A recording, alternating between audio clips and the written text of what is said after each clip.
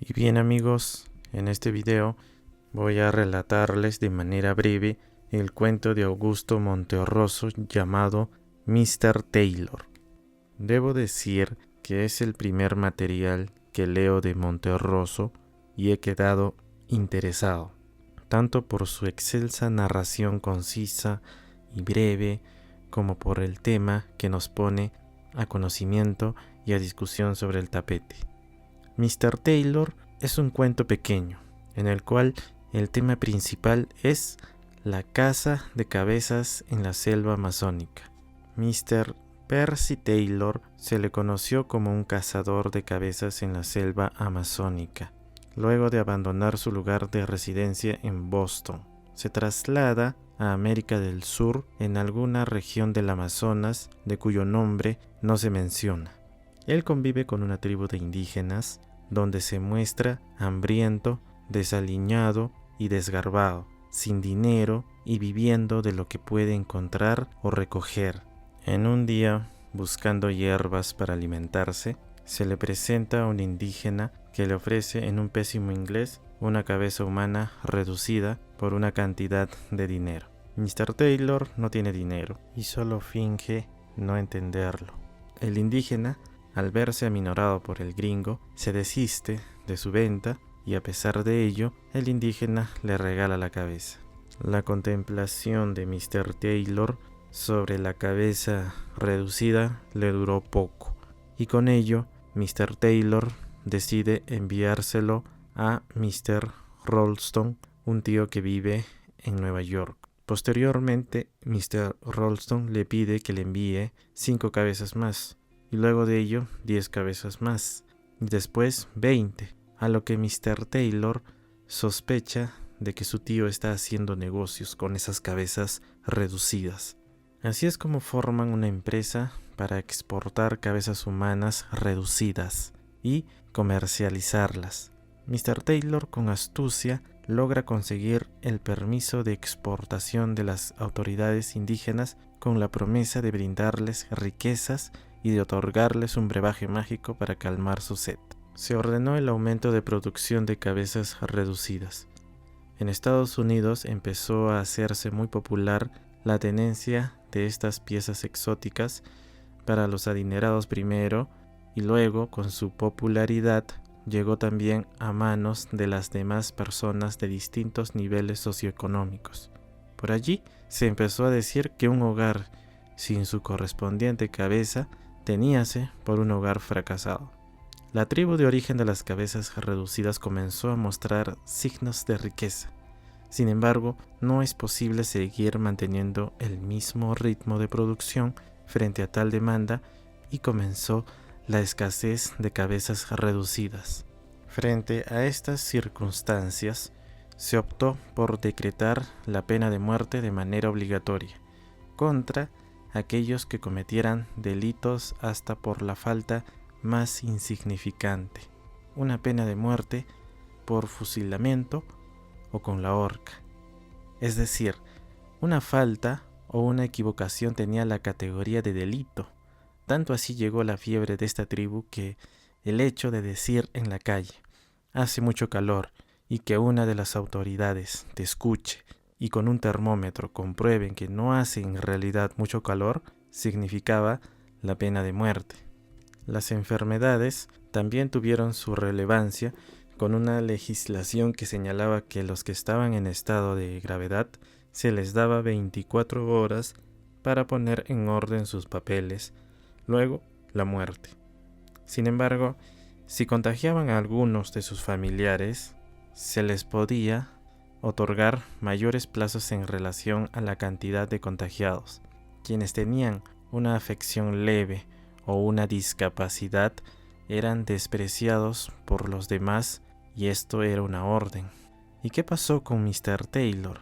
Para ese momento, él estaba ocupando el cargo de consejero particular del presidente constitucional, pero las casas iban quedando limpias, en los vecindarios empezaban solo a quedar las autoridades y sus esposas, periodistas y sus señoras, y ante esta situación, Mr. Taylor sugirió que se fomente la guerra contra otras tribus todo por el progreso de la nación.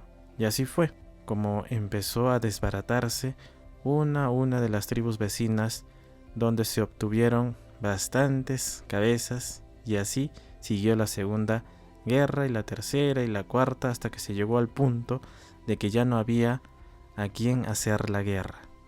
Era el principio del fin. No hay tiempos buenos que duren siempre, todo al final acaba.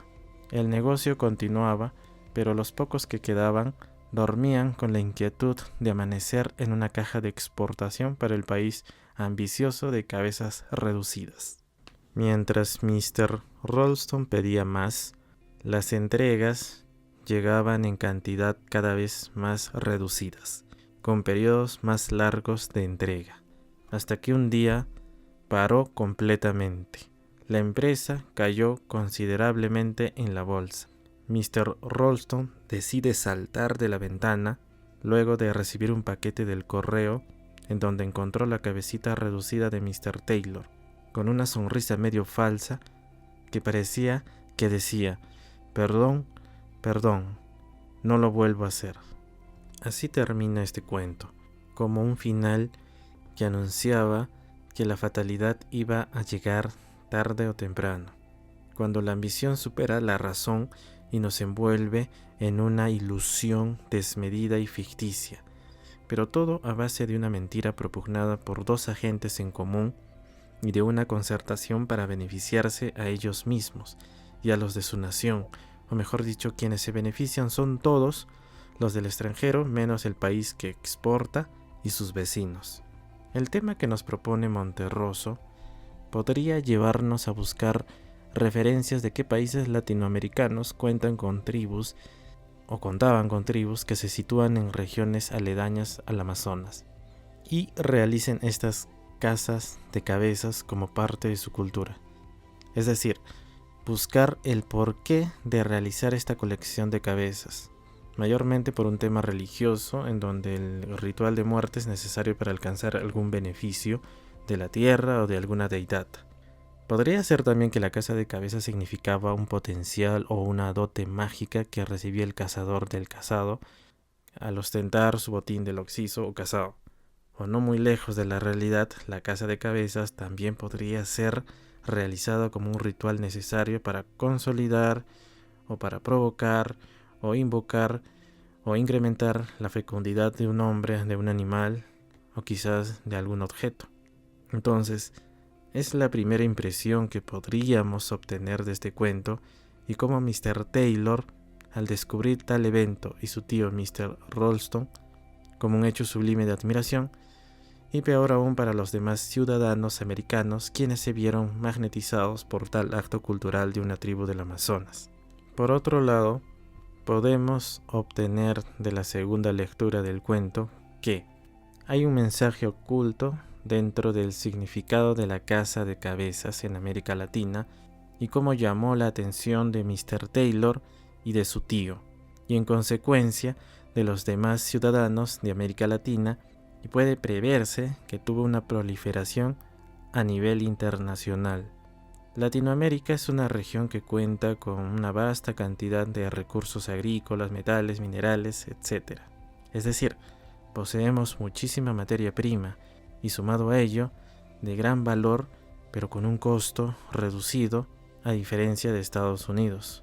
Mr. Taylor es un americano que llegó a estas regiones amazónicas y a pesar de su condición de mendigo, las autoridades de la tribu lo respetaban porque sabía de dónde venía y era mejor no meterse con él. Cuando él y su tío descubrieron la cabeza reducida en sus manos, formaron una empresa con el objetivo de exportar cabezas reducidas, producidas por la tribu, y se consiguió los permisos fácilmente porque se prometía grandes beneficios para la tribu. Y con el paso del tiempo se ve que mientras más aumenta la demanda, más programas se imponen para conseguir las cabezas, y los beneficiados mayormente son los extranjeros y su país, y quienes sufren las consecuencias de tal explotación es la tribu y las demás tribus vecinas.